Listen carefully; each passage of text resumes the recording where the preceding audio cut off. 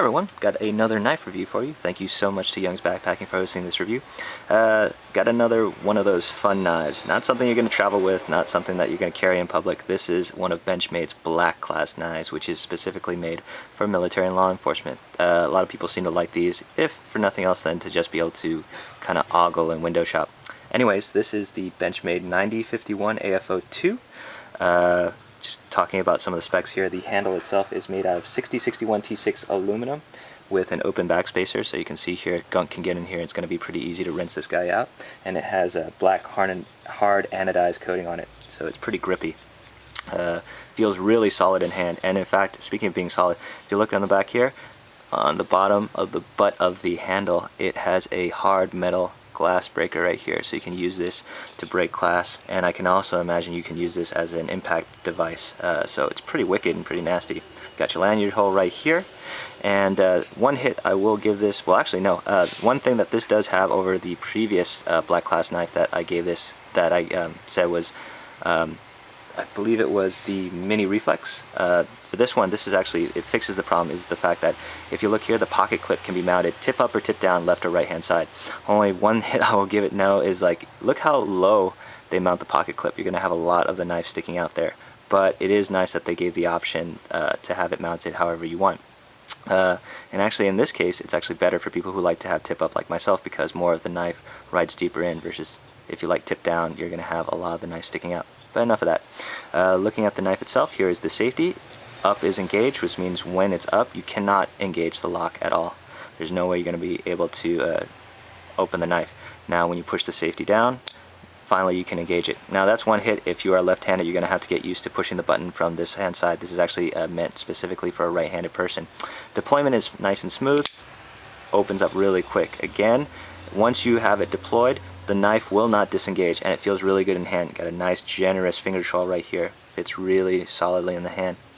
Good little kind of thumb ramp right here. Would have preferred it a little bit forward so that I could have my thumb closer to the blade, but as it is like this, it is fine. Now, as I was saying, you cannot close the blade. For you to close it, you're going to have to depress this button right here, and then you can close the knife. Once it closes, it locks in very solidly. Doesn't feel like it's going to come out at all.